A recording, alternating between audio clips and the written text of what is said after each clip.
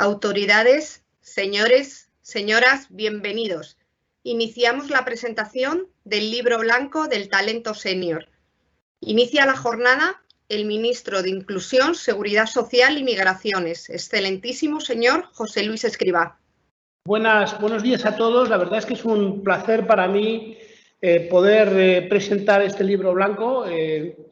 La verdad es que la iniciativa de las dos asociaciones, SERES y la Fundación ADECO, es magnífica. Lo que yo quería poner de manifiesto con este gráfico es que durante 40 años, son 40 años, con todo tipo de gobiernos, con todo tipo de circunstancias económicas distintas, con ciclos económicos distintos, ahí lo que aparece en ese gráfico es lo que los economistas llamamos el output gap o brecha del producto, que es una medición del ciclo económico, y las barras lo que ponen de manifiesto es la tasa de paro. Pues lo que vemos es que cuando la economía está en una situación cíclicamente neutral, que es cuando el output gap, esa brecha de producto, está en torno a cero, la tasa de paro tiende a converger a una cifra que yo diría maldita, del 14%. Se pueden hacer otro tipo de estimaciones que los economistas llamamos la tasa natural de paro o la tasa o la NAIRU y cosas así, que son más sofisticadas, pero no hace falta calentarse mucho la cabeza. Es decir, si uno coge 40 años y busca los momentos en que la economía está en una situación cíclica neutral, la tasa de paro tiende a converger al 14%. Esta tasa es extraordinariamente alta para cualquier referencia que uno busque en la academia o, por supuesto, en los países de nuestro entorno. España tiene un problema de tasa estructural de paro. Y detrás de esa tasa estructural de paro hay variadas causas, pero una de ellas es el empleo de larga duración, los fenómenos de histéresis que llamamos los economistas, y, por lo tanto, el que hay un porcentaje de paro de personas de muy larga edad que no terminan nunca de reincorporarse al mercado de trabajo, particularmente alta, lo pone de manifiesto el libro, y mucho más alta que en países de nuestro entorno. Luego, un problema estructural de nuestra economía es ese 14%. Y detrás de ese 14%, un nivel de desempleo en personas senior extraordinariamente alto y además muy persistente en el tiempo, lo que llamamos long-term unemployment, ¿no? ¿Qué pasa? Pues que en España ha habido una cierta tolerancia con este nivel de paro alto en general, porque si no, no hubiéramos tolerado. Esta tolerancia se refleja en estos 40 años, porque si no, habríamos tomado otro tipo de medidas, habríamos sido capaces de desatascar los cuellos de botella para que esto no sea así. Y, por lo tanto, también hay una tolerancia sorprendentemente alta con el desempleo de las personas senior y el desempleo de larga duración. Y parte de una concepción que yo creo que la evidencia empírica ha demostrado claramente errónea, que es que la gente a partir de cierta edad no le importa dejar de trabajar. Y eso no es así. Es decir, las personas realmente lo que quieren es ser activos y ser útiles y prestar servicios a quien sea, es decir, a la sociedad por distintos canales. Tenemos muchísima gente trabajando a veces en la elección de opciones políticas extremas y que se encuentran en esta franja de edad, tiene su origen en la frustración que supone que a partir de cierta edad, que podemos situar como hace el libro blanco a los 55 años, dejas de ser activo. Y claro, las políticas públicas que se han estado diseñando durante estos 40 años son políticas públicas que de alguna forma intentan acomodar esa situación de inactividad mediante subsidios, mediante jubilaciones anticipadas y culturalmente en las empresas también creándose una cultura que nos tiene que hacer reflexionar es la enorme diferencia de tasas de paro por comunidades autónomas en España. Por lo tanto, España no tiene un mercado laboral muy integrado. Aquí tenemos la tasa de paro actual y vemos que hay diferencias de 15 puntos, de 15 puntos de tasa de paro. Hay comunidades autónomas, unas cuantas, que están en tasas de paro en torno al 10%, y hay unas cuantas que están claramente por encima del 20%. Esto nos debe hacer reflexionar sobre algo. Si pensamos el tiempo que se dedica en España a hablar sobre la reforma laboral, es decir, cuando hablamos del mercado de trabajo, si uno hiciera una búsqueda en Google y buscara causas, elementos, pues estaríamos viendo que todo gira entre la reforma laboral, la normativa del mercado de trabajo, etcétera. Pero esta realidad desmiente, yo creo, que este sea el elemento fundamental, porque el marco laboral en España es el mismo en Canarias que en el País Vasco o en Castilla y León, y las tasas de paro son radicalmente distintas. Luego, si realmente el objetivo de la sociedad española tiene que ser, uno de los objetivos fundamentales, es reducir estas tasas enormes de paro, hay muchas más cosas que hay que hacer que no precisamente tienen que ver con la reforma laboral o con el marco normativo, sino con otras cosas. Y otras cosas que tienen que ver con las políticas activas de empleo, la formación, la cultura interna, muchas cosas que están en el libro, por cierto. Yo creo que se evidencian muy bien cuando se ve este gráfico. Por eso ayer pensando me parecía que era un gráfico que voy a pasar después a otro elemento que también estoy haciendo una presentación, como ven, muy impresionista, muy poco estructurada, pero me parecía que cuando lean el libro encontrarán mucha estructura y yo lo que estoy dando es como elementos adicionales para el debate que tiene que suscitar el libro. El segundo es, aquí ya voy a la parte proyectiva de lo que tenemos por delante y estoy utilizando unas proyecciones de la Autoridad Independiente de Responsabilidad Fiscal que ha hecho recientemente y que ponen de manifiesto lo siguiente. Esto es, lo que estamos viendo aquí es la población, en este gráfico, la población en edad de trabajar, en millones de personas. Como vemos en España hubo un máximo de personas en edad de trabajar, esto está medido entre 16 y 65, es una convención, pero razonable, que llegó a haber como 32 millones de personas, 31,7 en el año 2011-2010. Desde entonces ya ha empezado a bajar, ¿no? Hay otro gráfico que no he puesto, pero que es bastante espectacular, que es Japón nos adelanta en este patrón, no recuerdo si son 15 años, tenemos este gráfico, pero cuando veamos esta proyección que voy a hacer a continuación, Japón ya la lleva experimentando 15 años antes. Que es la reducción dramática en las personas en edad de trabajar y que está suponiendo pues, que la sociedad japonesa ha aceptado ser un país en recesión, digamos, recesivo, en el sentido de que admite que, por distintas razones, va a tener pues, niveles de actividad y de bienestar, yo diría, reducidos en el futuro. Es un debate interesante, pero no creo que lo tenga que discutir ahora. Pero en el año 19 teníamos, como vemos, 30,6 millones. Esto que viene aquí es una proyección indiscutible. Es decir, hay algunas proyecciones demográficas que son realmente determinísticas. El error es muy bajo. Ahora introducir un elemento que es relevante. Pero si realmente mantenemos un nivel de migraciones netas en España, y aunque está hecha esta proyección suponiendo que la tasa de fertilidad actualmente en España va a ir moviéndose hacia los niveles medios europeos en los próximos años, a pesar de que eso sea así, que tengamos políticas activas para fomentar la natalidad, eso ya va a tener poco efecto sobre lo que ocurre aquí, porque básicamente ya viene determinado por el pasado y viene determinado por lo que nos viene. Por tanto, con migración cero, si miramos ahí, vamos a ir desde los 30 millones actuales hacia algo en el entorno de los 23 millones. Es decir, vamos a perder 7 millones de personas en las próximas 3 décadas.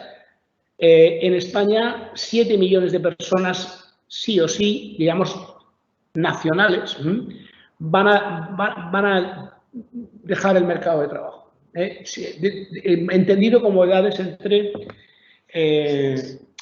16 y 65 años. Y por lo tanto, con estos números es imposible mantener el estado del bienestar que tenemos. No ya el sistema de pensiones que a veces se habla, no, el estado del bienestar. Si suponemos una migración neta, y esto es lo que quería decir antes, y este aumento de la natalidad media en Europa, como vemos, pasaríamos a 25 millones, luego estaríamos todavía en 5 millones y medio. Este es el efecto que decía yo antes, que es, ya tiene poco que hacer. Y solamente, por lo tanto, para mantener el nivel de población actual, vamos a necesitar aproximadamente entre 7 y 5 millones de inmigrantes sí o sí en los últimos años. No digo aumentar el nivel de personas en el mercado de trabajo, sino simplemente mantener los niveles actuales. Por lo tanto, esto nos lleva, digamos, a que tengamos que reflexionar, como hace el libro muy bien, desde un punto de vista de país y de mantenimiento de muchas de las cosas que tenemos en términos de estado del bienestar en los niveles actuales, que tenemos que explotar todas las vías para que las personas trabajen más, estén más tiempo en el mercado de trabajo y además de esa forma sean más felices, porque sean más felices en muchos casos, ¿no? Es decir, que no solamente está el bienestar agregado, el resultado de mantener el nivel de prestaciones y de protección del Estado, que requiere esos recursos económicos a través de recaudación impositiva, etcétera, sino está también, yo creo, que el bienestar individual de muchísima gente que sabemos por muchos estudios que se siente más plenamente realizado en la medida que puedes seguir activo. Yo creo que estos números son bastante evocadores. Aquí tenemos otro gráfico que pone de manifiesto el problema que tenemos, que es, yo creo que esto hay números también, esto sí hay algunos números en el libro, por lo que he visto, y esto es la evolución en el tiempo de la población activa ahora y una proyección a 2030 por franjas de edad, por cohortes, se dice de edad. Y como vemos, la situación como va a ir deteriorándose a partir del año 2020 claramente, ¿no? Es una estructural. Bueno, y la tercera contribución que quería yo hacer a este debate que suscita este libro que va a ser tan relevante, el libro blanco, tiene que ver un poco con qué se podemos hacer de las políticas públicas. Entonces, yo voy a comentar aquí 3 tipos de iniciativas de naturaleza distinta que tienen que ver con este ministerio. Podríamos contar más, pero yo creo que estas 3 ayudan a entender. El primero, voy a utilizar una palabra que se ha convertido casi ya en parte del vocabulario más común y utilizado, que es el de los ERTEs, que es el instrumento que hemos utilizado para sostener el empleo durante la crisis. Pero cuando termine la crisis económica asociada a la pandemia, que ojalá sea en pocos meses, y tengamos la recuperación, va a haber en algunas empresas, en algunos sectores, no sabemos con ciencia cierta en qué dimensión y cuáles, pero va a haber necesidad de reestructuraciones, de ajustes, porque los patrones de demanda futuros pueden que no sean los mismos y haya que reajustar sectorialmente actividad económica. En el pasado, esto lo sabemos y está muy estudiado por los economistas, esto en España se ha solventado despidiendo directamente, expulsando del mercado de trabajo, en muchos casos a personas en edades elevadas y además sin darles muchas opciones de reincorporación, porque España tiene un sistema de políticas activas de empleo y también internamente las empresas de formación pues muy poco desarrollado, con muchas deficiencias. Nosotros pensamos que el modelo de ERTES, que es un modelo en el cual hay una ayuda pública a las empresas, cuando empresas y trabajadores, estoy pensando ya en el mundo post-pandémico, cuando empresas y trabajadores están dispuestos a hacer un esfuerzo de adaptación, digamos, a realidades de caídas transitorias de demanda, y entonces la ayuda pública llega cuando se dan esas condiciones. Eso sería un poco la filosofía de un ERTE. Pero puede haber situaciones que no son, en una situación de caída transitoria de demanda, pues se trata de aguantar el periodo transitorio, pero la empresa volverá a una situación de actividad similar y los trabajadores volverán a ser plenamente activos y mientras tanto están en esta situación a tiempo parcial y con mecanismos de protección de distinta naturaleza. Pero cuando realmente lo que se está produciendo es una pérdida permanente de demanda, creemos que el modelo a seguir es el modelo, lo que llamamos el ERTE estructural, y hemos incorporado el desarrollo de esta medida en el componente 23 del Plan de Recuperación y Resiliencia. Como saben, el Plan de Recuperación y Resiliencia es el plan que España va a presentar en las próximas semanas a las autoridades europeas y que es el marco por el cual se van a gestionar pues, una cantidad enorme de fondos. Pero esos fondos llevan aparejados reformas estructurales o modernizaciones de la economía. Esta es una muy importante que yo quería sacar hoy a colación y que hemos diseñado para facilitar la movilidad de los trabajadores sin necesidad de pasar por el desempleo y evitar la situación de ERES o de despidos directamente. Aquí de lo que se trata es que, es decir, si la empresa cree que sus trabajadores no van a poder volver a trabajar porque va a tener una pérdida permanente de demanda o cambio, digamos, en la forma de producción, le va a ser y ve dificultades de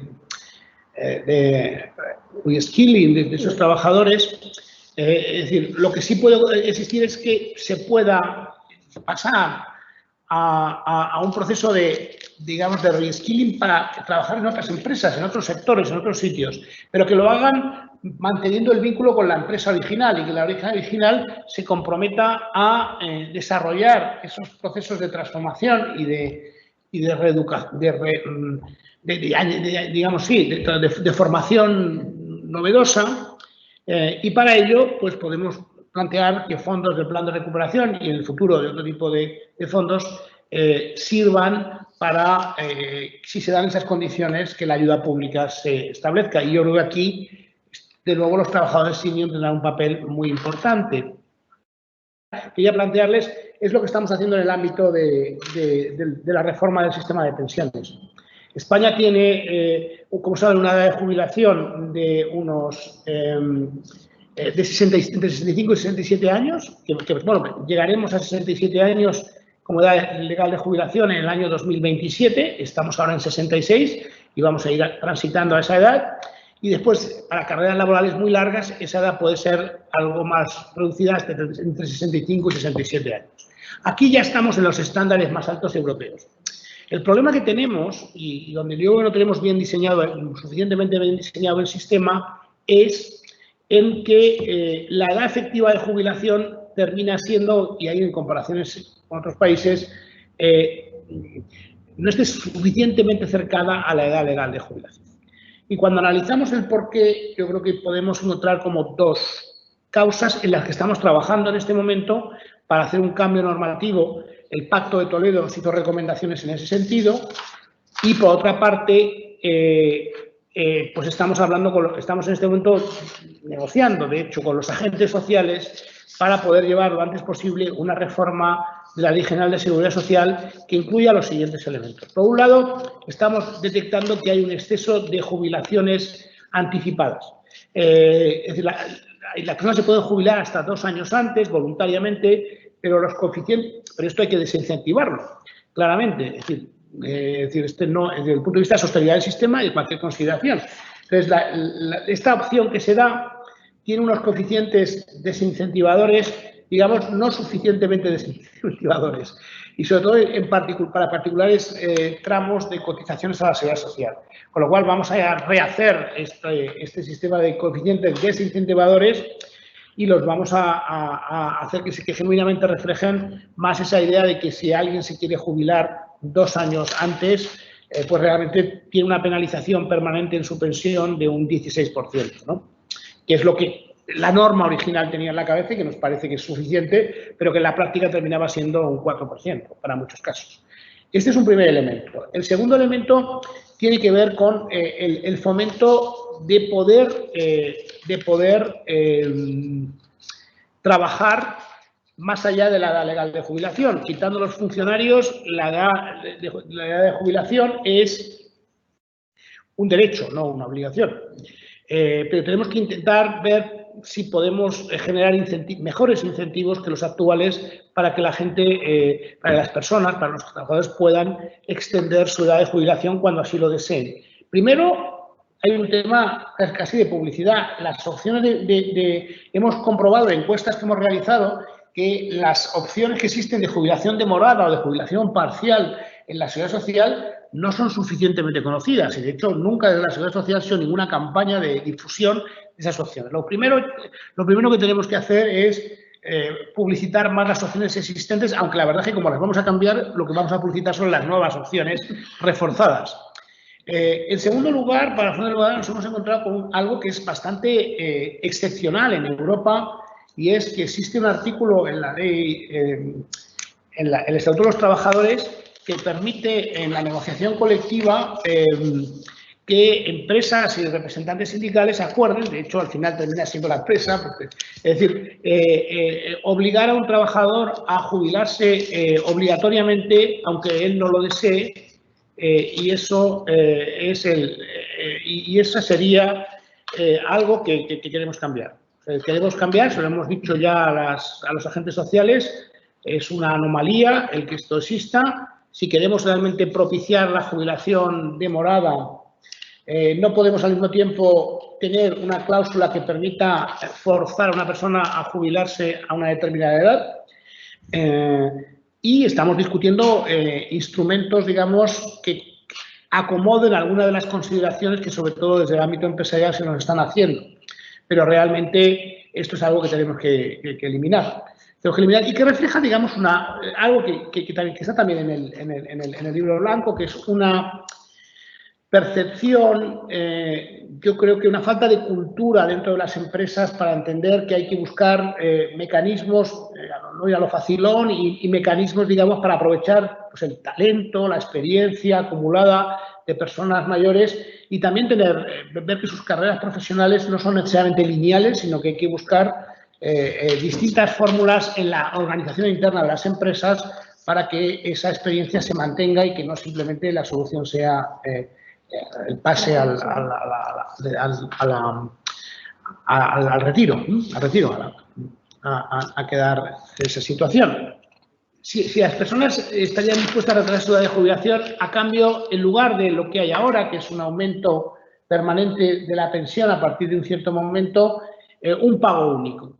Pensamos que un pago único equivalente puede tener más atractivo que tener un aumento porcentual de la pensión en toda tu vida, en la vida en la que vas a estar de jubilado.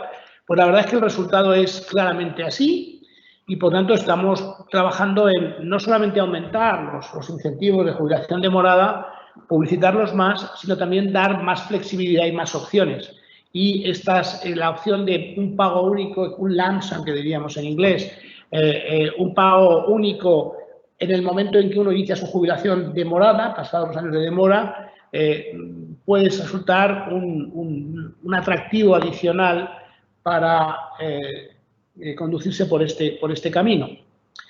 Y finalmente, una tercera área en la cual, y además está aquí la secretaria general de Inclusión conmigo, por lo tanto, si lo podía contar, ya no soy yo, una tercera área en la que estamos trabajando y también vinculado al plan de recuperación,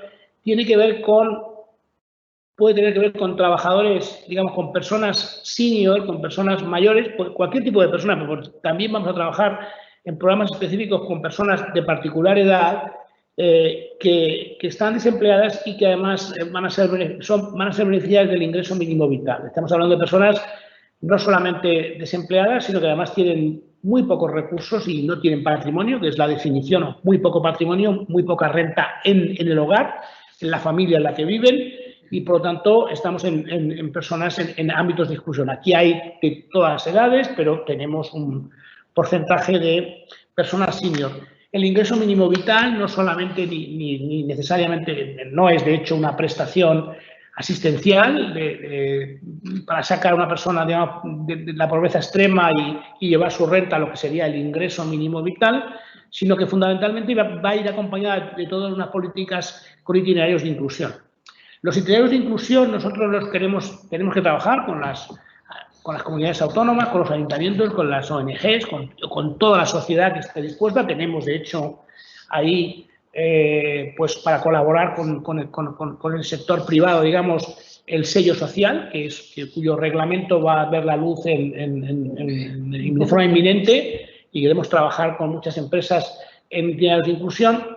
Pero dentro de lo que es el plan de recuperación y resiliencia, y concretamente otro elemento que hemos introducido, lo teníamos pensado en cualquier caso, pero aquí además la dotación presupuestaria pues viene del plan y viene de Europa en este caso, es diseñar itinerarios de inclusión, digamos, muy focalizados y muy experimentales. Yo creo que en lo que es el mundo de la inclusión no hay blanco y negro.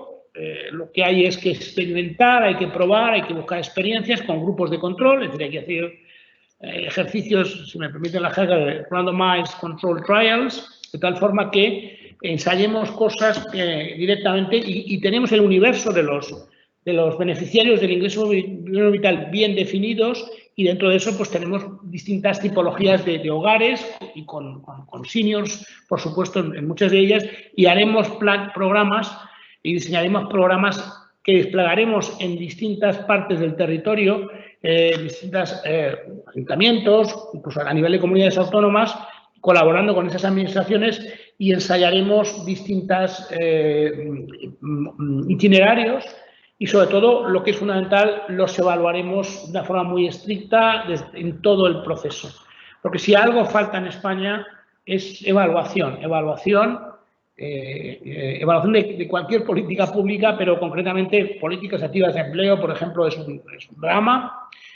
Saber lo que funciona bien y lo que no funciona bien para después poder extenderlo y gastar más en ello, ¿no? Por supuesto, para ser más eficaz. Por lo tanto, estos itinerarios de inclusión llevarán acompañados con procesos de evaluación que llamamos de 360 grados, y además nuestra idea es que una vez que comprobemos su eficacia, pues en las conferencias, en los mecanismos que existen dentro que se crean en la ley del ingreso vital para compartir experiencias y poner en común todo lo que es esta prestación y sus distintos elementos, ponerlo en común con las comunidades autónomas, con los ayuntamientos, con los representantes del tercer sector, con los agentes sociales, y que esas experiencias pues puedan extenderse y generalizarse.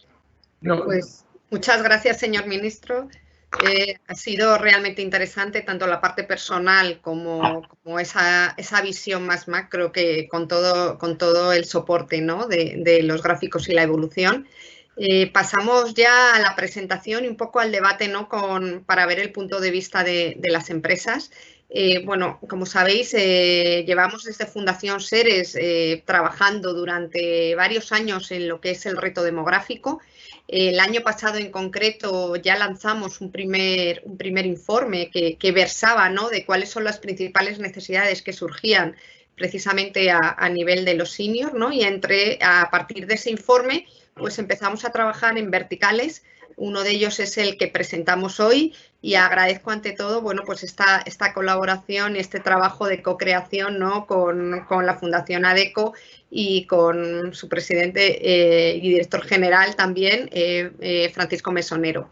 Es un placer también, bueno, pues deciros que seguimos trabajando también en este tema, y en las próximas semanas pues tendremos otras visiones de esta perspectiva del reto demográfico, hablando sobre finanzas para la jubilación, y también ya no tanto centrado en lo que es el empleo, tanto en personas senior que lo están buscando o personas activas que tenemos dentro de nuestras compañías, sino viendo también cómo les acompañamos, ¿no?, en ese retiro, en esa salida.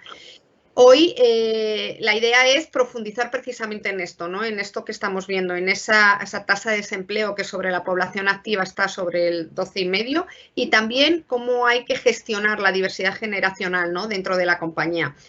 Yo creo que quedamos aquí, que es un trabajo que seguiremos avanzando. Es un trabajo que os animamos a todos desde el punto de la empresa, sabiendo la experiencia que nos han dejado estos momentos, ¿no?, de lo relevante que es la empresa en participar en esa mejora social. Y sin más, me gustaría dar paso a Francisco Mesonero, director general de la Fundación ADECO. Muy bien, muchas gracias, Ana. Muchas gracias, señor ministro, por aceptar también la invitación a la presentación del libro blanco de la gestión del talento senior. Muchas gracias también a todas las compañías que han participado y, por supuesto, a la Fundación Seres y, en concreto, también a Miguel Laloma, que ha sabido también coordinar muy bien el trabajo con nuestro equipo.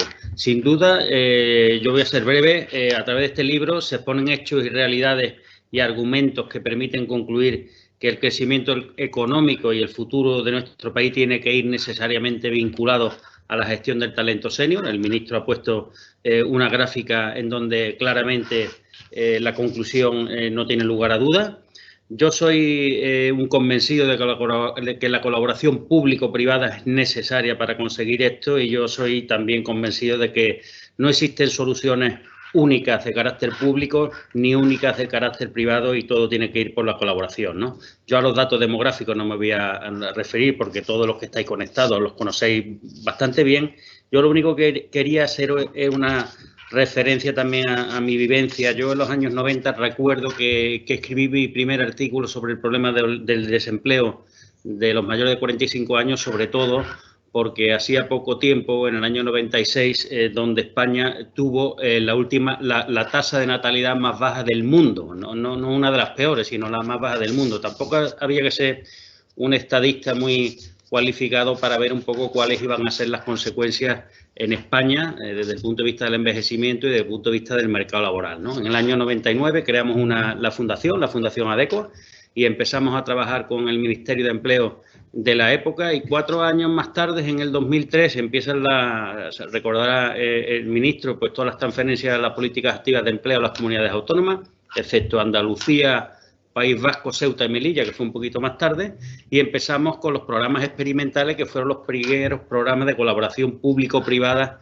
de alguna forma, que se ponían en marcha en España. Desde entonces empezamos a trabajar con la administración pública, y la verdad que todos estos años hemos trabajado muy mano a mano con personas en riesgo de exclusión, personas mayores de 55 años y, sobre todo, perceptores de renta activa de inserción o renta mínima de inserción. Yo haría 2 lecturas. Una, pues que los resultados han sido muy buenos y el trabajo de la Fundación también lo ha sido. 2, que las empresas, de alguna forma, que han colaborado con nosotros han asumido las estrategias de diversidad e inclusión como algo estratégico, y eso ha posibilitado pues que en el año pasado hubiéramos incorporado en torno a 15.000 personas mayores de 45 años entre la Fundación, las empresas que colaboran con nosotros y el propio Grupo ADECO, con lo cual yo creo que la marcha hay que verla un poco con optimismo, ¿no? Yo creo que los resultados son buenos. De hecho, iniciativas como estas, como las que estamos poniendo en marcha en la Fundación, pues hace a lo mejor 10 años no se oían hablar de ellas. Hemos puesto, como sabéis, en marcha una alianza con la Fundación COE, cuya reunión anual tuvimos hace 2 días, que es la Alianza CEOs por la Diversidad, en donde lo que proponemos precisamente es promover la diversidad, la equidad y la inclusión, entre ellas el talento senior, a la hora de generar empleo, ¿no? Ya el hecho de que 61 compañías capitaneadas por CEOs se comprometan a ello, yo creo que eso es un paso importante, porque tanto esas 61 empresas como otras 30 que se van a sumar y su cadena de suministros, pues de alguna forma van a aportar mucho. Yo voy terminando. Yo creo que hay cuestiones como eliminar la brecha digital, potenciar el reskilling y el upskilling, los planes de jubilación guiados. En definitiva, son conceptos que forman parte de un vocabulario que venimos escuchando hace tiempo, pero que ya llega ahora de materializarlo. Es crucial para terminar con los sesgos inconscientes, con las barreras mentales, con los prejuicios, los estereotipos, y de alguna forma poner en valor estas cualidades y conocimientos pues que tienen las personas digamos que las personas senior y que se encuentran en esta situación de desempleo. Yo creo que desde la Fundación Seres y la Fundación ADECO estamos seguros que con este libro blanco vamos a dar un paso muy importante para la normalización y para la puesta en valor del talento senior en España. Nada, muchas gracias. Dejo tiempo a la parte más importante también, viene ahora, que creo que es la que quieren escuchar, que es sobre todo la mesa, digamos, de diálogo y también la presentación del libro blanco. Muchas gracias, ministro, y muchas gracias, Ana. Fenomenal. Vale, pues bueno, reiterar el agradecimiento al señor ministro por su intervención, también a nuestro director general, a la Fundación Seres, obviamente por haber contado con la Fundación ADECO para realizar este proyecto, y sobre todo a las empresas que han compartido con nosotros sus experiencias, sus buenas prácticas, su conocimiento, gracias a los cuales hoy estamos presentando el primer libro blanco sobre la gestión del talento senior en España. La verdad es que ha sido un año en el que hemos trabajado mucho en equipo y hemos elaborado un documento con muchísima ilusión, muchísimo cariño y esperamos que lo disfrutéis todos mucho. Bueno, también hemos preparado una presentación breve en este ratito, que creo que tengo 15 minutos, pero voy a intentar ser lo más breve posible. En el que os queríamos comentar un poco, en primer lugar, por qué hemos hecho este libro blanco, por qué consideramos que va a ser un instrumento muy estratégico para las empresas y para las administraciones públicas y un poco qué es lo que os vais a encontrar a grandes rasgos en el documento, ¿no?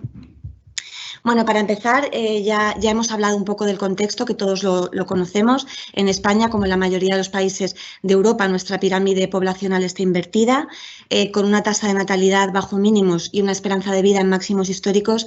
No podría ser de otra manera, ¿no? Nuestro índice de envejecimiento crece a un ritmo de 2 puntos porcentuales al año. Actualmente se sitúa en 125%, se contabilizan 125 mayores de 64 años por cada 100 menores de 16. ¿Esto qué consecuencia tiene? Pues que nuestra población activa también tiene una media de edad cada vez mayor. Actualmente el 19% de nuestra población activa tiene más de 55 años. En el año 2002 la cifra era del 10%. Y nuestra fuerza laboral disponible, el 15% de nuestros desempleados tiene más de 55 años. En el año 2010 la cifra descendía al 8%. La edad media de nuestros trabajadores ahora mismo es de 43 años y la previsión para el año 2026 es que vamos a ascender hasta los 50 años. Pero no solamente nuestros empleados actuales y potenciales tienen una media de edad cada vez mayor, sino que nuestros grupos de interés también, nuestros accionistas, nuestros directivos, nuestros empleados actuales y potenciales, sindicatos, clientes, consumidores, comunidad local, todos tenemos una media de edad cada vez mayor. El concepto de Silver Economy, ¿no?, que se viene mucho hablando de él, refleja muy bien esta realidad, porque los seniors tienen un peso cada vez mayor y se convierten en un grupo dominante en todas las esferas sociales, económicas y laborales. La pregunta que tenemos que formularnos es si nos estamos adaptando a este cambio demográfico. Y aquí hemos reflejado 2 datos que ilustran muy bien cómo no lo estamos haciendo todo lo bien que deberíamos, pero no solamente eso, sino que nuestro estado del bienestar, como decía el señor ministro, corre un importante riesgo si no acometemos medidas urgentes. Primer dato relevante, el 75% de los mayores de 55 años cree que no volverá a trabajar nunca. Los propios seniors se autoexcluyen del mercado laboral.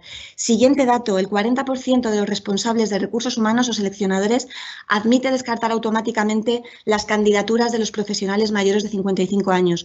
Son datos de nuestro informe Tu edad es un tesoro, que hacemos anualmente en la Fundación ADECO y que reflejan que estamos ante una gran contradicción, porque por un lado tenemos una población activa que tiene una edad media cada vez mayor, pero no estamos aprovechando ese talento senior, sino que los propios seniors se autoexcluyen y muchas veces desde las propias empresas de manera inconsciente también lo hacemos. Por eso hacemos este libro blanco, para convertir esta gran contradicción en un gran reto al que urge dar respuesta. Porque el momento de actuar es ahora, porque necesitamos una herramienta de gestión al servicio de las empresas para que puedan disponer de una guía o un manual para acometer sus estrategias de talento senior y también contar con un instrumento para dirigirnos a las administraciones públicas y que sirva de alguna manera de base y de inspiración para adaptar el marco regulador. Bueno, ¿cuál es el estado actual del talento senior en las empresas españolas? Pues afortunadamente, y por lo que hemos podido investigar, el talento senior se sitúa en el centro de las preocupaciones de la mayoría de las organizaciones, pero aún no ha tenido un desarrollo específico. También por eso hacemos este libro blanco, para dar respuesta a este creciente interés que notamos por parte de las empresas de acometer estrategias vinculadas al talento senior. ¿Qué ventajas tiene incorporar el talento senior a las políticas empresariales? Bueno, la primera, más que una ventaja, es casi un imperativo, ¿no? Porque no contemplar al talento senior va en contra de la competitividad de la propia empresa y del propio país, siendo una masa cada vez más numerosa. Pero es que además de un asunto de competitividad, vamos a tomar la delantera, porque siendo el envejecimiento uno de los principales desafíos, es cuestión de tiempo que la legislación incorpore normativas para garantizar la correcta gestión y la no discriminación de los trabajadores senior. En este sentido, adelantarse a la legislación supone siempre una ventaja competitiva por razones obvias, ¿no? Pero además es que vamos a mejorar nuestra reputación interna y externa al prestar atención a un reto de primera magnitud que aplica a todos los grupos de interés, empezando por nuestros propios empleados. Y vamos a reforzar nuestra política de sostenibilidad o de responsabilidad social, siendo coherentes con la Agenda 2030, que, bueno, como sabéis, la Agenda 2030 no solo dice que hay que garantizar la no exclusión de las personas de más edad, sino que es más estratégico todavía garantizar que se conviertan en agentes activos de progreso y de crecimiento.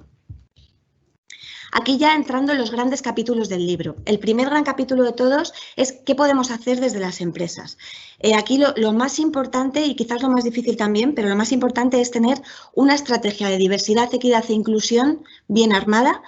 Como decía antes nuestro director general, justo antes de ayer presentábamos la guía CEO por la diversidad en el marco de la alianza del mismo nombre, donde damos precisamente las pautas para establecer o para arrancar esas estrategias de diversidad, equidad e inclusión que, como os comento, son la base de todo. Una vez tenemos estas estrategias bien armadas, hay que integrar el talento senior en el cuadro de mando, en las políticas de Ethics and Compliance y las tiene que abanderar el comité de dirección, que tiene que ser la correa transmisora para que las iniciativas tengan la capilaridad suficiente como para tener un calado suficiente en la organización. El intercambio generacional, fundamental. Estamos conviviendo hasta 5 generaciones en las empresas. Hay que impulsar iniciativas como el voluntariado corporativo, el mentoring, el reverse mentoring, el cross mentoring, planes de acogida liderados por seniores. Las políticas de selección inclusivas, lo que en el Grupo ADECO y la Fundación llamamos el talento sin etiquetas. Tenemos que garantizar que no existen sesgos inconscientes en los procesos de selección, en los tradicionales, y tampoco en aquellos en los que se ve involucrada la inteligencia artificial. Políticas de prevención de riesgos laborales que contemplen la edad como un factor de riesgo para el ejercicio de determinadas posiciones y, sobre todo, medidas post-COVID-19, que indudablemente la pandemia lo ha cambiado todo y ahora mismo los planes de vigilancia de la salud son más importantes que nunca, prestando una especial atención a esas personas senior que cada vez son más numerosas y que están también más expuestas a los problemas de salud. Y luego, por último, y no menos importante, sino quizás lo más importante, fijarnos en lo que ya está funcionando, en las buenas prácticas de otras compañías y que vais a encontrar en este libro blanco. Vais a encontrar iniciativas de empresas que ya pueden considerarse precursoras en todo esto del talento senior, CaixaBank, DKV, El Corte Inglés, Fundación Endesa, SACIR, Liggett Harrison, Santa Lucía y Seur, que nos han aportado sus buenas prácticas y que están recogidas aquí en el libro blanco y que os animamos a que las leáis porque las explicamos en detalle y es lo más importante, fijarnos en lo que ya está funcionando en otras organizaciones. Aquí no me detengo mucho. Es evidente que la pandemia supone un nuevo paradigma y que ha planteado amenazas y oportunidades. Bueno, solo destacar una oportunidad. El talento senior es una oportunidad para salir de esta crisis, porque huyendo de estereotipos ven reforzados valores como el esfuerzo, la superación, la madurez, la estabilidad y un mensaje de superación que es clave para salir de esta crisis. A la administración pública, bueno, las líneas de actuación para la administración pública también son muy relevantes, es otra pata fuerte para que todo esto tenga sentido. El talento senior es un asunto de Estado. Lo primero que tenemos que hacer es dotar de un mayor peso público al concepto, elevar la concienciación en materia del talento senior para adaptar ese marco regulador. Hemos destacado también como un aspecto muy importante vincular los subsidios a los programas de empleabilidad, porque no hay mayor mecanismo de protección social de los trabajadores que garantizar que pueden encontrar un empleo en el corto plazo. Hay que mantener la cualificación en el tiempo de esos desempleados senior a través de políticas activas de empleo que pongan el foco en la persona, en la formación en sectores emergentes y que incentiven mucho el aprendizaje permanente, el reskilling y el upskilling que comentaba Francisco Mesonero, el reskilling para reciclar a los profesionales que ya no pueden desempeñar una determinada ocupación, que puedan ser reubicados en otras áreas, y el upskilling para dotar de conocimientos y habilidades nuevas a los trabajadores para que puedan crecer en su rol actual. Aquí la base es la colaboración público-privada, es un campo de conocimiento muy interesante, compartido, y que quizás todavía queda mucho por hacer para que tenga pues, todo el potencial que tiene, que es muchísimo. Y también medidas de prolongación de la vida activa, todo lo que vaya bueno, un poco dirigido a que los profesionales puedan trabajar el mayor tiempo posible, garantizando siempre su bienestar y sus condiciones de salud. Por ejemplo, garantizar la compatibilización de la labor profesional con el cobro de la pensión en todas sus modalidades. Y, como decía, todas las iniciativas que vayan dirigidas a esa prolongación de la vida activa. El último gran capítulo del libro, los propios senior. De nada sirve que las empresas estemos comprometidas y las administraciones públicas con todo este reto del talento senior si nosotros mismos como profesionales no adoptamos un compromiso personal, ¿no? Lo que hemos llamado la revolución íntima de los profesionales senior. ¿Qué tenemos que hacer los profesionales? Pues asumir que el mercado laboral ha cambiado, ahora mismo la competencia es mucho mayor, las exigencias de especialización no tienen precedentes, estamos inmersos en una transformación digital, tenemos la necesidad de formarnos continuamente y tenemos que pasar del inmovilismo al dinamismo, abrirnos a nuevas fórmulas de búsquedas de empleo. Apostar por ese aprendizaje permanente, incidiendo sobre todo en las competencias digitales y en las habilidades blandas que hoy cotizan al alza, en la resiliencia, en la motivación, en el espíritu colaborativo, en la empatía y en todo eso que ahora mismo se convierte paradójicamente en un entorno digital. Estas habilidades blandas se convierten en más importantes que nunca para marcar esa diferencia y afortunadamente están muy presentes en todos los senior. Y ya por último, el libro blanco finaliza con un glosario en el que hemos querido recoger todos los términos más relevantes que circundan en torno al concepto de talento senior para que todo el mundo pues, los tenga a mano y pueda echar mano de ellos cuando lo considere necesario. Hemos intentado explicarlos de la manera lo más sencilla posible. La guía en sí, este libro blanco, está redactado en un lenguaje bastante sencillo para que sea accesible para el máximo número de personas posibles y que pueda servir de inspiración y de base para arrancar todas esas estrategias de talento senior que son tan relevantes. Y por mi parte nada más, porque quiero dejar también tiempo a las mesas redondas, únicamente reiterar mi agradecimiento a todos los participantes y desde la Fundación ADECO estamos a vuestra entera disposición para cualquier duda que podáis tener, tanto del libro blanco como de otras cuestiones que os vayan surgiendo a la hora de arrancar esas estrategias de talento senior que son un asunto clave para la competitividad del país. Y bueno, muchas gracias. Muchísimas gracias, Irene, por tu intervención. Una gozada haberte oído ese resumen de nuestro libro blanco.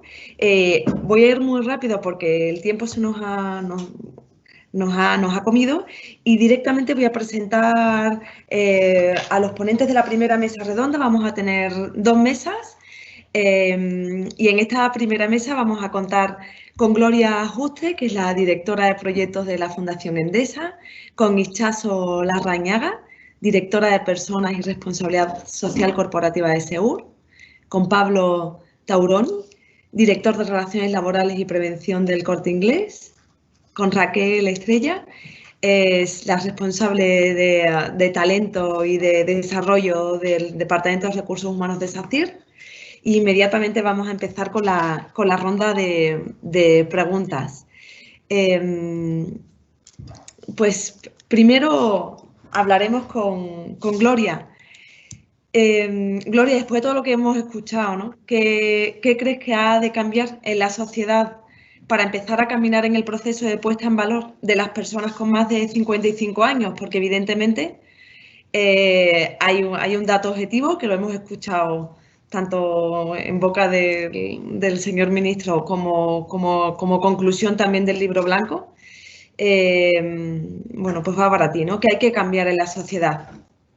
Pues efectivamente ha quedado muy demostrado que hay que cambiar mucho, que esto es una implicación de todos. Así que yo creo que lo primero que tenemos que decir es dar las gracias por la implicación, en principio, en primer lugar, del ministro, pero por la implicación y el trabajo que habéis hecho desde la Fundación ADECO, desde la Fundación Seres y dejándonos participar en este libro blanco y en este grupo de trabajo que ha sido unos meses, desde luego, interesantísimos, porque somos conscientes que hay mucho que cambiar. Creo que todos los que nos reunimos hoy aquí sabemos que la discriminación por edad está muy asentada en nuestra sociedad, que tenemos unos datos preocupantes, unos datos que con tanto detalle el ministro nos ha desarrollado y que nos preocupan por muchas razones, pero principalmente porque todos somos conscientes que detrás de cada número hay una persona, hay una familia, hay toda una trayectoria profesional, hay esa desvinculación temprana y no deseada del mercado laboral que ha hecho que las circunstancias, además del COVID, se agrava esa tendencia. Y entonces, bueno, pues eso nos interpela a trabajar y a ponernos y a unirnos, como estamos haciendo hoy, para cambiar las cosas. Puesto que sabemos que está afectando a muchos puntos, está afectando a la productividad y a la eficiencia de nuestro mercado laboral, pero también nos preocupa porque está afectando mucho a las propias personas. Sabemos que estamos hablando de profesionales sobradamente preparados, con una trayectoria y un recorrido, con muchas ganas, que la esperanza de vida, como hemos visto en los datos, no para de crecer.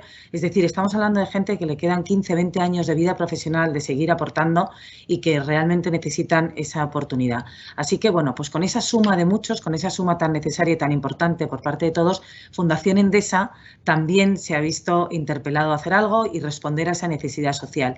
Llevamos, junto con la Fundación Más Humano, que ha sido nuestro socio desde el inicio, pues cerca de 4 años trabajando el tema, estudiándolo, analizándolo.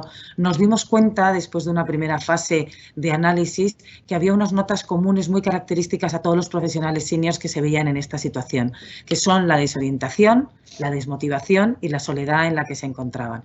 Y por eso, y con ese ánimo, juntos, la parte de granito de arena y de suma de fuerzas que hicimos desde Fundación Endesa y Fundación Más Humano fue crear una hoja de ruta, todo un camino, todo un recorrido hacia el empleo, hacia las oportunidades profesionales que hemos recogido en lo que hemos llamado la Generación Sabia, una plataforma que reúne actualmente a 30.000 usuarios y que diseñamos con el ánimo de crear un punto de encuentro entre ellos, porque creemos que el principal valor lo tiene el propio profesional, el propio sabio que tiene tanto que aportar a la sociedad entre ellos y ese trueque de experiencias y de intercambios, y nuestro papel está en aglutinar, identificar los mejores recursos, las mejores propuestas, las mejores iniciativas que les haga seguir teniendo ese valor profesional y esa necesidad de seguir aportando en el mercado laboral. Así que esa es nuestra parte, como decía hoy Ana cuando presentaba la iniciativa de las fundaciones o empresas que estamos participando, porque nosotros tenemos un lema que es Iluminamos Talento,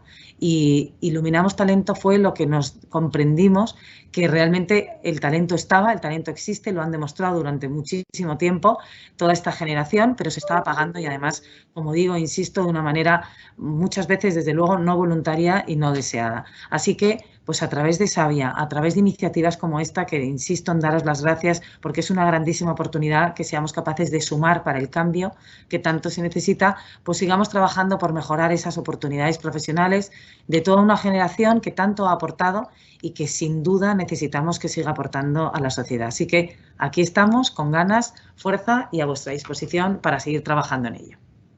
Mil gracias, Gloria, ¿no? Queda patente que tenemos que hacer ruido, ¿no?, con respecto al tema, porque a partir de ahí puede empezar el movimiento, ¿no? Creo yo así como gran conclusión, ¿no? Ahora la voz le toca a Itxaso. En el sistema global en el que estamos metidos, donde bueno, pues todo está relacionado y donde el ritmo vertiginoso de la empresa no coincide con las reformas legislativas, ¿cuáles son las propuestas que una gran corporación como la tuya haría al Gobierno? Hola, buenos días a todos. Bueno, primero felicitaros porque el resumen que habéis hecho del informe es espectacular y la verdad es que además lo ha explicado en 5 minutos de una manera brillante, o sea que felicitaros. En cuanto a cuáles son un poco las políticas que se deberían llevar a cabo, bueno, yo creo que las políticas activas que se tienen que llevar a cabo tienen que ir en dos direcciones, ¿no? Por una parte, lo que se tiene que hacer es potenciar el mantenimiento del talento senior en las compañías, alargando su vida laboral. Y por otro lado, lo que hay que trabajar es que en caso de que un talento senior se vea abocado a estar en el desempleo y a la pérdida de su trabajo, pues poner políticas activas que de alguna manera hagan que se reduzca al máximo esa estancia en el periodo de desempleo de tal forma que se incorpore cuanto antes en el mercado laboral y que no se convierta en un desempleado de larga duración. Entonces, para ir concretando cosas, ¿no? Yo aquí me he apuntado algunas cosas que ya que tenemos la oportunidad de decírselo al ministro, pues dicho, pues ya se los digo así de manera específica, ¿no? Yo creo que una de las cosas que tenemos que hacer es, está claro que en un momento determinado el talento senior se queda obsoleto, sobre todo por dos temas, ¿no? Uno, por todo el tema de la brecha digital y por otro lado, por todo el tema de la brecha competencial. Bueno, pues yo creo que lo que hay que hacer es potenciar y animar a las empresas a que a través de diferentes bonificaciones haya una formación específica que reduzca toda esa brecha tanto digital como competencial, ¿no? Por otro lado, yo creo que tiene que haber bonificaciones que hoy por hoy no existen por mantener el talento senior en las compañías, ¿no? La posibilidad también de que haya gente que pueda compatibilizar el alargamiento de la vida laboral con el cobro de las pensiones. En estos momentos lo tienen que elegir o una cosa o la otra. Pues el hecho de que puedan de alguna manera hacer un trabajo menos dedicado y que puedan realizar a su vez, que puedan seguir cobrando la pensión, pues yo creo que es una buena alternativa. También el fomentar diferentes modalidades de contratación, al igual que se fomentan diferentes modalidades de contratación de cara al empleo juvenil, pues hacer exactamente lo mismo en cuanto al colectivo senior, ¿no? Y luego, pues de cara a la reinserción, yo hablaría, por ejemplo, el que haya políticas activas de potenciar el emprendimiento. Hay muchas personas que son talentos senior y que a lo mejor han llegado a un momento en el que les gustaría emprender y no tienen, de alguna manera, ayudas o políticas que les permitan ser emprendedores a una edad determinada o incluso asistirles, ¿no? Si una persona se ve abocado en una situación de desempleo después de estar trabajando un montón de años, bueno, pues que tengan una asistencia de cómo pueden reincorporarse de una manera mucho más ágil otra vez al mercado laboral, ¿no? Y luego fomentar la contratación del empleo senior, pues a través de nuevas modalidades de contratación o incluso exoneración de cargas tanto sociales como fiscales de cara a las empresas, ¿no? O sea, lo que sí está claro es que es un colectivo cada vez más importante, es un colectivo cada vez que va a tener un mayor peso a nivel de población y no lo podemos obviarlos. Por lo tanto, tenemos que poner en marcha políticas que de alguna manera incentiven que esta población siga estando activo en la sociedad.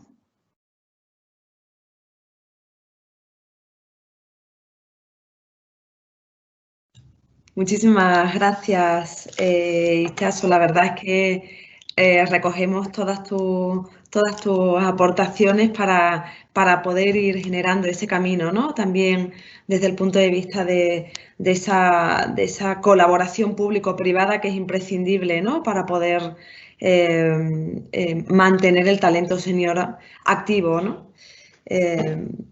Para la tercera pregunta a la mesa, sería en este caso, se lo dejamos a Raquel. Raquel, ¿por qué nos cuesta tanto ver el talento senior como un elemento importante en la competitividad de las empresas? Pues mira, Ancha, yo creo que sobre todo lo más importante ahora de inicio es por qué una empresa es competitiva, ¿no? O sea, no todo el mundo tiene los mismos factores en cuenta a la hora de decidir si una empresa es competitiva o no. Hay factores sectoriales, factores sistémicos, factores de globalización, o sea, hay muchísimos factores para considerar si nuestra empresa en concreto es o no competitiva. Pero si miramos desde un punto de vista más estratégico, una compañía tiene que tener muy claro un factor para saber si es o no competitiva, que es el capital humano. Y con eso no me refiero, que también lo ha comentado antes Irene de ADECO, no me refiero solo a las personas que estamos dentro de la organización, ¿vale? Sino también a aquellas personas que pueden formar parte de ella en un futuro bastante cercano. Por tanto, yo creo que desde el punto de vista de recursos humanos, por nuestro indicador principal, para saber si nuestra propia empresa es competitiva o no, sería sobre todo tener en cuenta dos pilares importantes. ¿Qué políticas de recursos humanos estamos teniendo? Y sobre todo también la satisfacción laboral. Es decir, que tengamos en cuenta no solo, o sea, todo lo que tenga que ver con generación dentro de estos dos pilares. Bueno, al final, ¿qué pasa con estos, cuando desde recursos humanos y desde gestión del talento tenemos en cuenta estas políticas? Normalmente lo veis en todos los eventos y en todas las empresas se ven, se potencian mucho las políticas de incorporación de talento joven. De hecho, es que también lo ha dicho alguno de los ponentes, pues que dan frescura, que tienen nuevas ideas, aportan nuevas maneras de trabajar. Pero ¿qué pasa con ese talento más senior? ¿Cómo los motivamos? ¿Cómo vamos a medir esa satisfacción laboral cuando una persona ya ha hecho casi todo su ciclo de vida laboral, ¿no? Yo creo que tenemos que tener muy claro, y enlazo contestando a la pregunta que me has hecho, que además también Francisco Mesonero lo ha comentado, tema de sesgos inconscientes. O sea, este tipo de prejuicios que se generan en torno a la edad, que además los compañeros también ya estáis comentando, tanto dentro de la empresa como fuera, ¿qué es lo que se suele pensar? ¿Cuáles son estos tipos de sesgos a la hora de hablar de edad?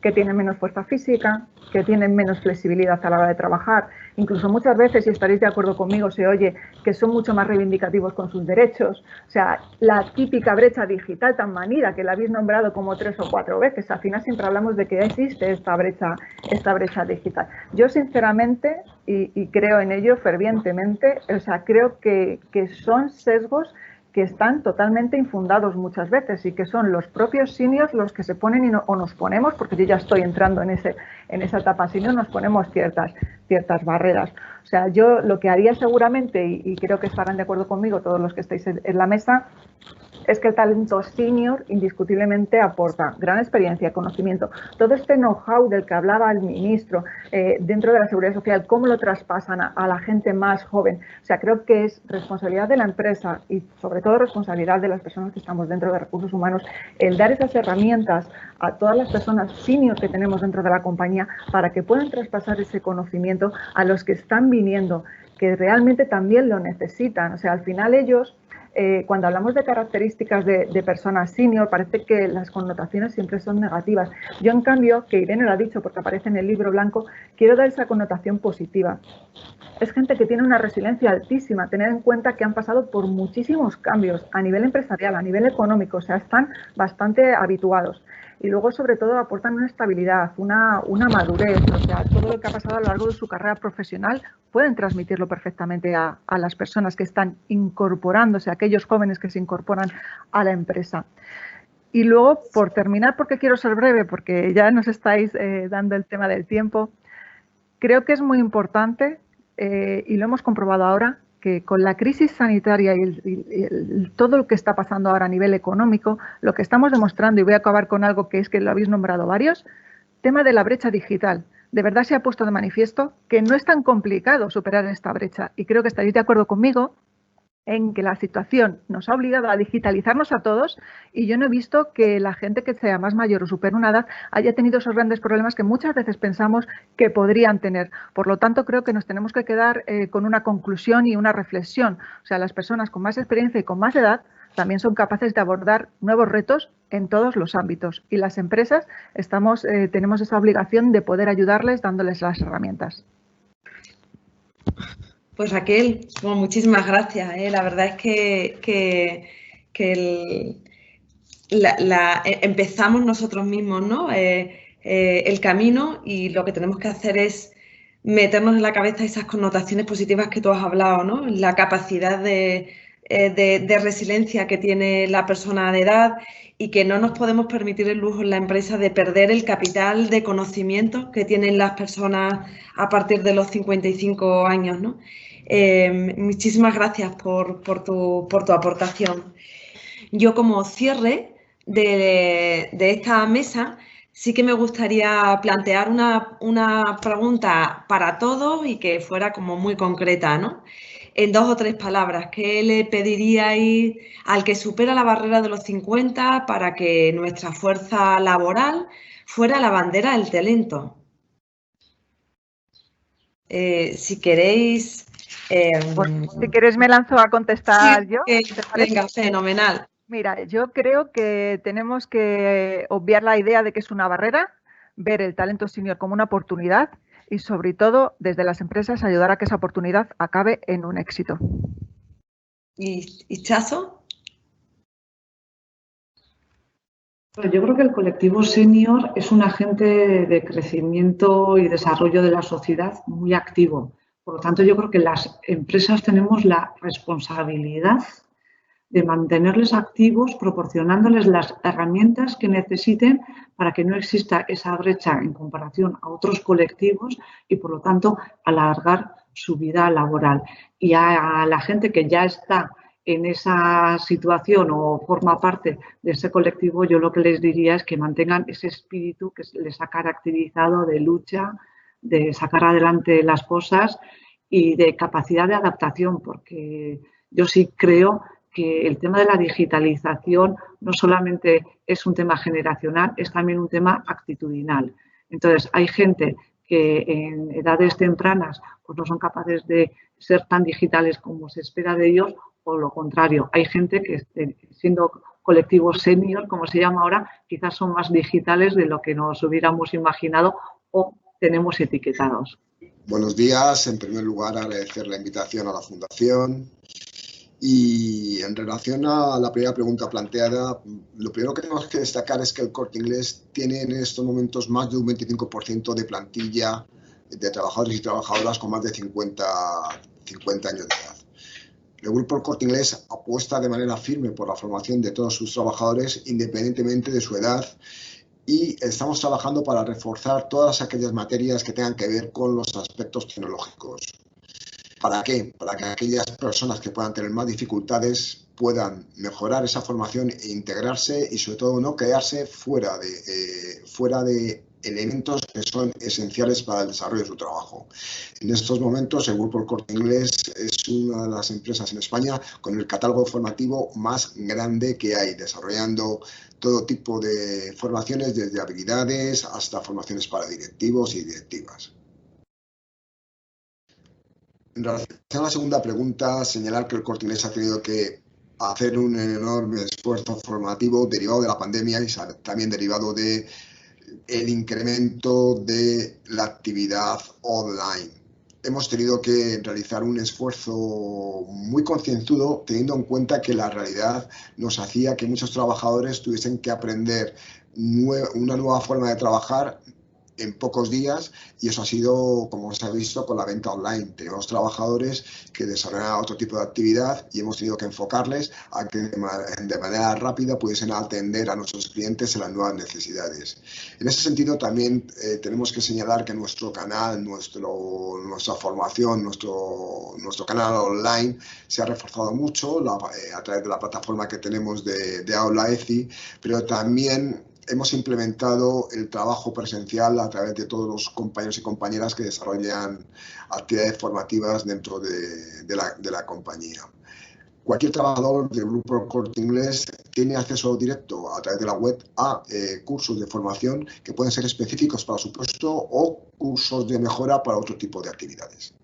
Hemos organizado 2 mesas, simplemente os adelanto el por qué hemos hecho estas mesas. La mesa anterior teníamos personas senior que trabajan, pero además necesitan cierto dinamismo en su actividad. Es una actividad más física. Ahora tenemos una mesa en la cual las empresas participantes no tienen esa actividad tan física, es más de oficinas y despachos. Agradecemos la colaboración de todas las empresas en la elaboración del documento. Sin ellas no hubiera sido posible.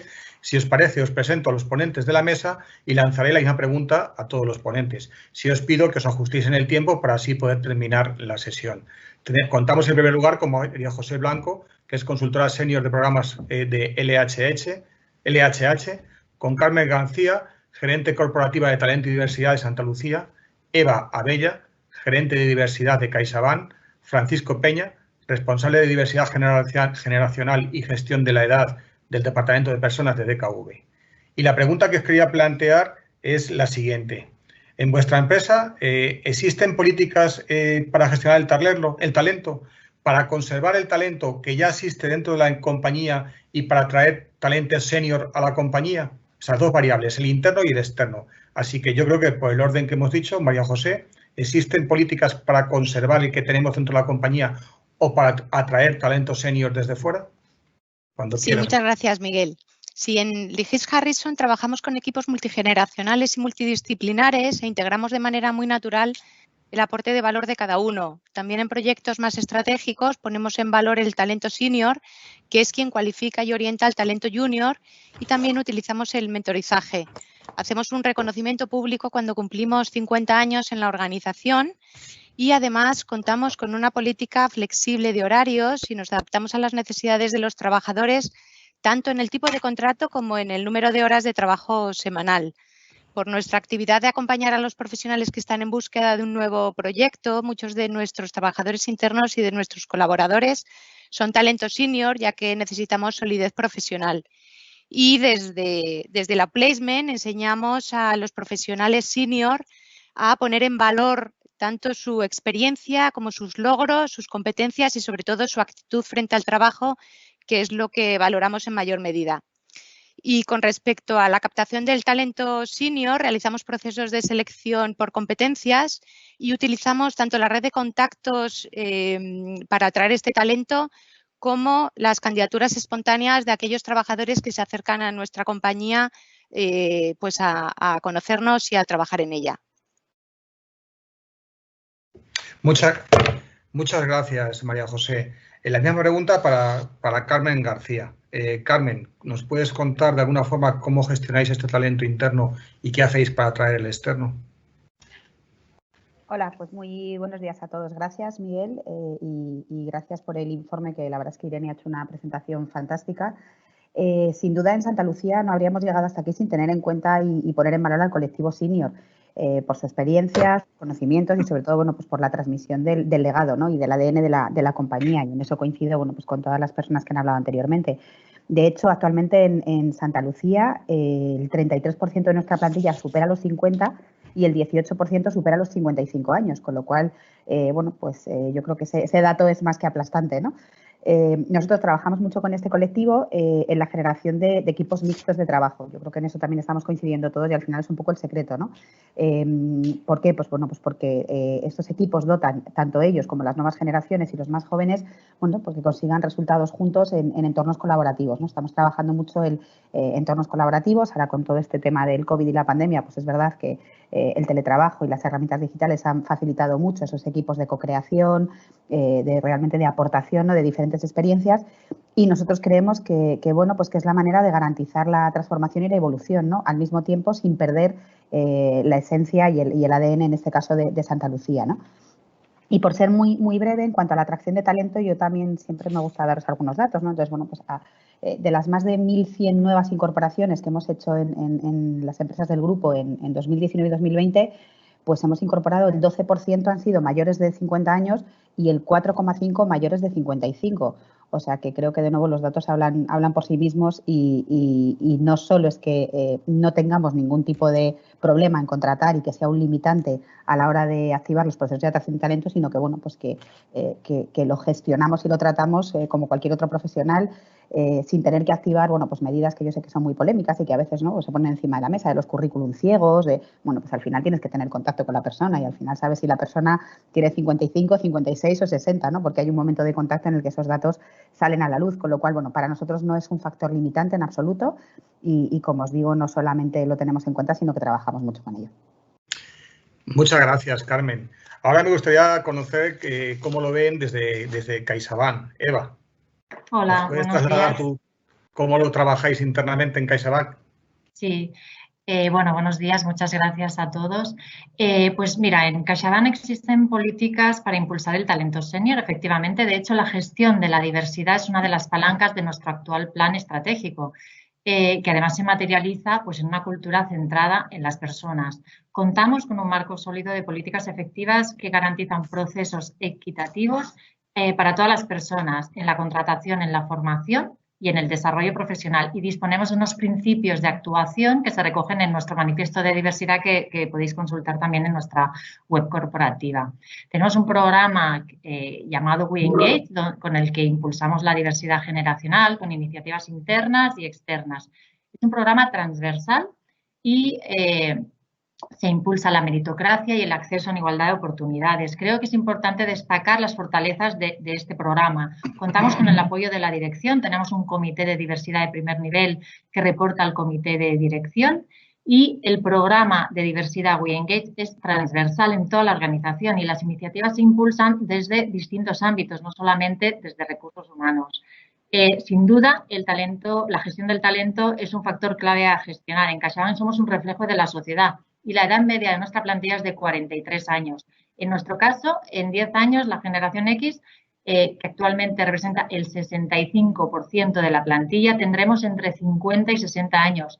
Y en nuestro caso también hemos tenido un crecimiento inorgánico con integraciones de otras entidades bancarias con pirámides generacionales bastante parecidas a la nuestra, con lo cual nuestra plantilla está principalmente en esa zona centro de esta pirámide y nuestras acciones tienen que ir dirigidas a potenciar todo este talento y expertise.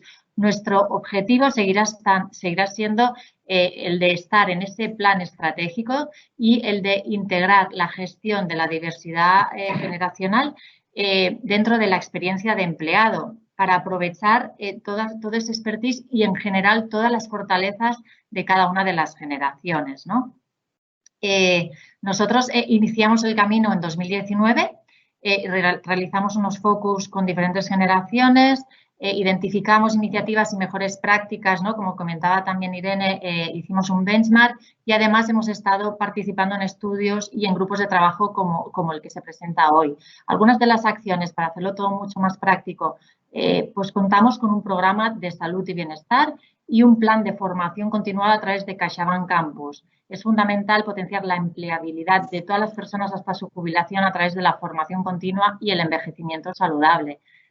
La formación es importantísima. Tenemos una formación en sesgos inconscientes para toda la plantilla que vamos a lanzar en los próximos meses y además una formación específica en sesgos inconscientes en el proceso de selección, enfocada a profesionales de recursos humanos, pero también a managers de otras funciones que participan en esos procesos. Como ya habéis dicho, también el reverse mentoring, el cross mentoring, un módulo de gestión de equipos diversos que está en todos los programas de desarrollo directivo, para asegurar esa inclusión real de todas las personas y la cohesión de los equipos a través del liderazgo inclusivo. Para mí es muy importante también la comunicación interna, ¿no? Porque queremos visualizar la diversidad generacional y sensibilizar a todos para combatir esos prejuicios que comentabais, eliminando las etiquetas que hemos impuesto nosotros mismos a cada generación. Por ejemplo, cuando publicamos noticias, incluimos imágenes de personas seniors con personalidades y aptitudes diversas, independientemente de su edad. Y lanzamos esas campañas de referentes internos seniors con atributos que no están tradicionalmente asociados a su edad, como por ejemplo pues seniors con talento digital. Y si lanzamos un vídeo del proceso de onboarding, debemos mostrar personas de todas las edades como protagonistas, no solo a los jóvenes. Para terminar, contamos con un cuadro de mando de diversidad generacional que revisamos en cada comité para asegurar el avance del proyecto a través de los indicadores asociados. Muchas gracias. Y ahora, bueno, si Pablo se conecta, intentaremos dar la palabra a Pablo, del Corte Inglés, pero ahora vamos a escuchar a Francisco Peña. A mí me hace mucha ilusión escuchar a Francisco Peña, porque casi es de Fundación Seres. Con Francisco hemos contado en los 3 talleres que vamos a presentar, Talento Senior y 2 talleres que nos quedan. Entonces, Francisco, ¿qué hacéis vosotros para la gestión del talento senior interno y qué hacéis para atraer talento senior externo, si hacéis? ¿Puedes contarnos, Francisco? Gracias, Miguel. Muchas gracias, Miguel.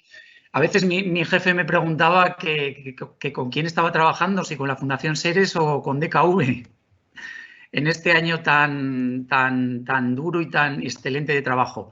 Intento resumir muy brevemente toda nuestra estrategia en cuanto a la gestión del talento. Fijaros, empezamos ya en el 2013. El comité de dirección ya tenía una preocupación general sobre el envejecimiento de todos los grupos de interés y se definió una estrategia global de la compañía para actuar respecto al envejecimiento en los diferentes grupos de interés.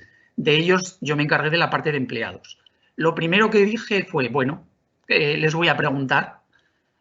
Pensé, ¿esto se habrá hecho en otras empresas? Pues no, verdaderamente no encontré ningún diagnóstico, ninguna encuesta, ningún análisis específico para el colectivo senior. De lo que me contaron, de esas necesidades, de esas motivaciones, definí un plan estratégico global que se centró fundamentalmente en todas las acciones referidas a talento senior, que no voy a repetir, que las habéis comentado y afortunadamente pues en DKV tenemos todos esos programas de mentoring. Nos centramos en la estrategia, también se ha comentado aquí, de vigilancia de la salud dentro de nuestro concepto de empresa saludable específico para nuestro colectivo senior. Algo más específico de DKV, que es el voluntariado. DKV se destaca por su responsabilidad social y por el voluntariado en toda España y nos hemos centrado en el voluntariado con mayores, de una manera, sobre todo con el COVID. Nuestro proyecto Ningún Mayor Solo, en el que miles de voluntarios acompañaban a través de llamadas de teléfono a personas mayores, ha sido un elemento, mayores solas, ha sido un elemento más de sensibilización de la compañía de este tema. Por supuesto, la preparación a la jubilación, programas como Aficiónate, preparación no solo en la parte financiera, que es el otro lab en el que hemos estado trabajando, sino en la parte también lúdica. Por supuesto, el reconocimiento, que lo habéis dicho, también campañas de reconocimiento.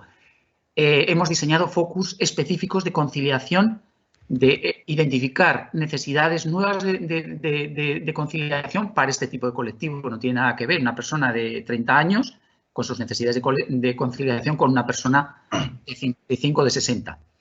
Y también para finalizar las campañas de sensibilización, tanto internas, que ha comentado la Caixa, como sobre todo externas. Hemos estado, yo digo que he estado de bolos por media España, recorriéndome media España, contando nuestros programas de gestión del talento senior y luego asesorando a empresas. En estos momentos estamos asesorando a empresas para ayudarles a poner en marcha este tipo de programas. Pues muchas gracias, Francisco. Muchas gracias además por ser tan escueto y tan concentrado. Queremos agradecer a todas las empresas que habéis participado en el Lab vuestra paciencia por este trabajo durante este año y a toda la gente que ha seguido la sesión, su paciencia por esta sesión que se nos ha ido de las manos en cuanto tiempo. Agradecemos vuestra participación, os enviaremos el link del documento y seguiremos trabajando el 2021. Muchas gracias a todos. Muchísimas gracias. Gracias a vosotros. Gracias.